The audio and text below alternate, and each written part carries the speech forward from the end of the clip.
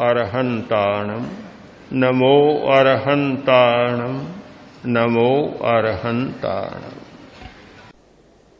संत Francis ने 9 क्षुद्रताएं गिनाई हैं और जयाचार्य ने शायद 20 क्षुद्रताएं गिनाई। मनुष्य के जीवन में किस प्रकार अल्पताएं आती हैं और किस प्रकार क्षुद्रताएं आती हैं, और वे क्षुद्रताएं आदमी को सफल नहीं होने देती, महान नहीं बनने देती। सफलता महानता को जन्म देती। महानता की कुंजी है आलोचना।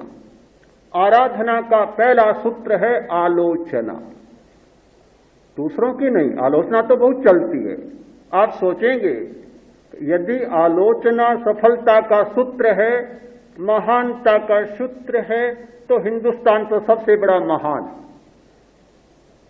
यहां का तो हर आदमी आलोचक है। मिट्टी का ही कोई ऐसा प्रभाव है, जाने या न जाने पर आलोचना तो कर सकता है। राजनीति का कैख है नहीं जानने वाला, बड़े से बड़े राजनीतिज्ञ की आलोचना कर सकता है। धर्म का कैख है न जानने वाला, बड़े से बड़े धर्माचार्य की, धर्म गुरु की आलोचना कर सकता है। इतना सस्ता सौदा हिंदुस्तान में मिलता है कि शायद और कहीं नहीं मिलता होगा। आलोचना की भरमार, और आलोचना के अड्डे भी यहां तो बन गए जो कहलाते हैं क्या, तख्त, तख्त बन गए, पट्टे, आलोचना के तख्त, जहां की आलोचनाएं होती है। अगर इस आलोचना से कोई आदमी महान बने, कोई देश महान बने, तब तो बहुत बन जाते। किंतु यह आलोचना किसी दूसरे की आलोचना नहीं, अपने आप की आलोचना, अपने भूलों का निरीक्षण, अपने प्रमाद का सिंहावलोकन, अपनी अल्पताओं का विहंगावलोकन और अपनी क्षुद्रताओं का समीक्षाकरण। यह आराधना का पहला सूत्र, सफलता का बड़ा रहस्य और महानता का राजपथ या महानता की एक बहुत बड़ी कुंजी है।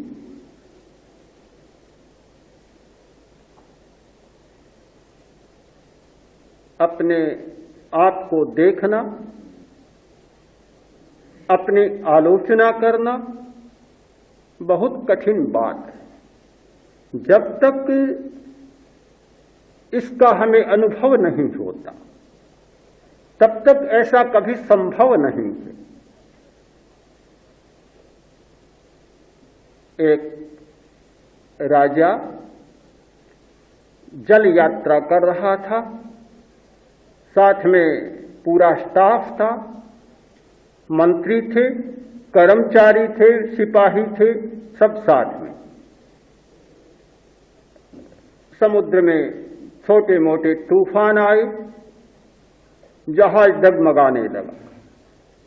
जब जब जहाज डगमगाता है, एक पुलिस का सिपाही रोने लग जाता है, बार बार रोता है, सबकी शांति को भंग करता है। राजा ने कहा क्या हो गया? काफी समझाया कि डरने की बात नहीं, सब लोग बैठे हैं, तुम अकेले ही क्यों रोते हो? काफी समझाया पर समझा नहीं।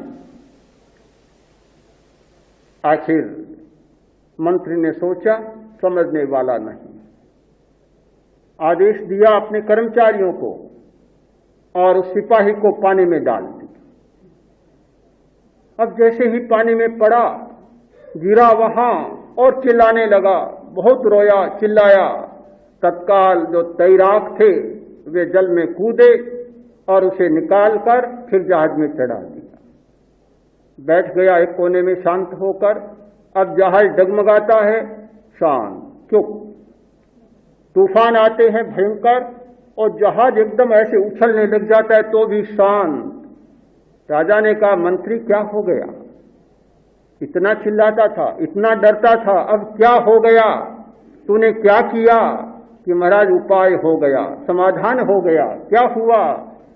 कि पहले इसे पता नहीं कि जल में गिरने से कितनी कठिनाई होती है, क्या बीतता है, कैसे सांस बंद होता है, आदमी डूबता है तब क्या मन में आता है, इसे पता नहीं था तो जहाज से भी घबराता था। अब इसे पता चल गया कि पानी में चलने में, डूबने में और जहाज में बैठे रहने में कितना अंतर है। अब जहाज उसे सुरक्षात्मक लगने लग गया जो पहले डरावना लगता था। आदमी को पता नहीं होता अपनी आलोचना में कितनी सुरक्षा है, कितनी सुरक्षा है। आलोचना करने से भी घबराता है। अपनी आलोचना करना कोई सरल बात नहीं है। अपनी कमजोरियों का अनुभव करना और अपनी कमजोरियों को दूसरों को बता देना बहुत कठिन परिस्थिति आती है, किंतु जब यह पता लग जाता है कि जहाज में बैठने में कितनी सुरक्षा है तो फिर वह डर मिट जाता है। आराधना का एक बहुत बड़ा सूत्र है आलोचना। इस भावना का विकास एक नई सृष्टि में हो सकता है।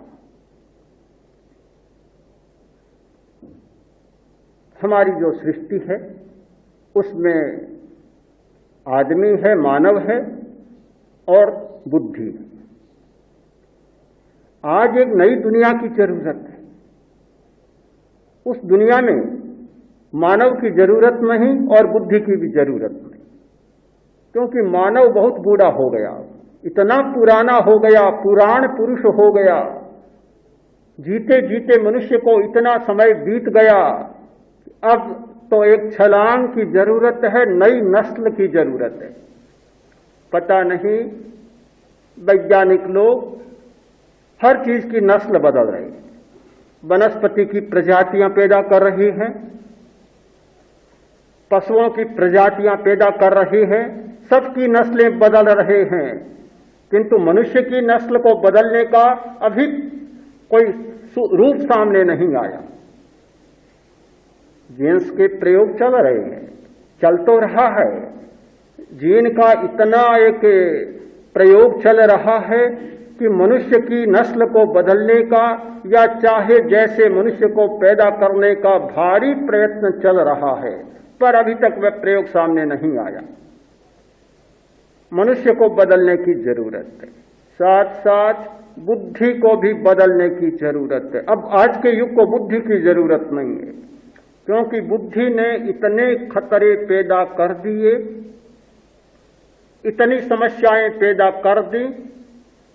उन खतरों से आज पूरे जगत में भय व्याप्त है।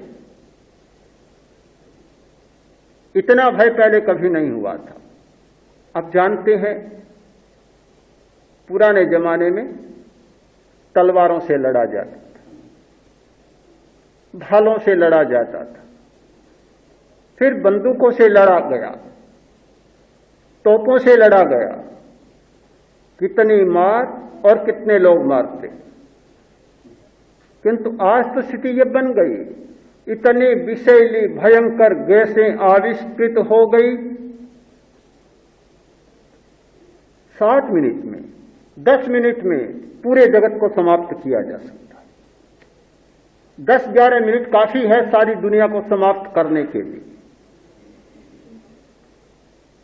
इस बुद्धि ने सारा खतरा पैदा किया है। अबुद्धि ने नहीं किया है, बुद्धि ने किया है। इन सारे खतरों को देखते हुए आज 2 बातों की जरूरत है कि मानव के स्थान पर अति मानव की सृष्टि हो, बुद्धि के स्थान पर प्रज्ञा का सृजन हो। आज प्रज्ञा की जरूरत है और अति मानव की, अति मानव और अति चेतना की आवश्यकता है।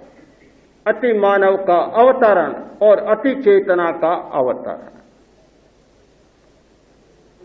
वह हो सकता है आराधना के द्वारा।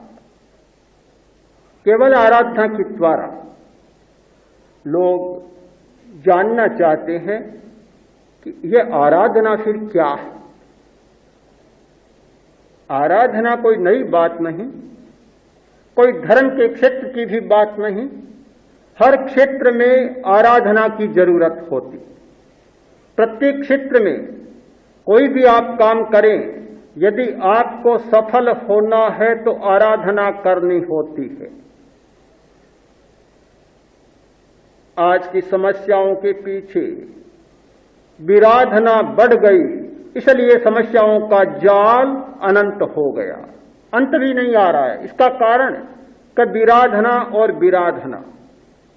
आचार्यवर ने कल कहा था कि कोई आदमी विराधक होना नहीं चाहता, विराधना नहीं चाहता, किंतु आज की दुनिया में तो शायद विराधक को होने वालों की भी कमी नहीं होगी।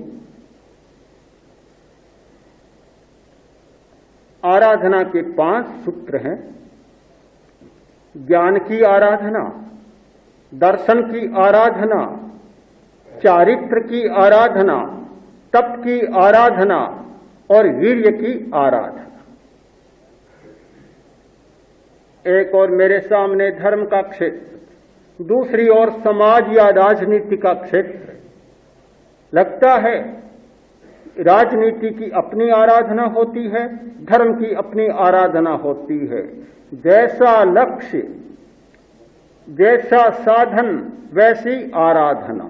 तीनों चीजें साथ में होती है, एक साध्य, दूसरा साधन और तीसरी उसकी पूर्ति की प्रक्रिया, यानी साधना या आराधना।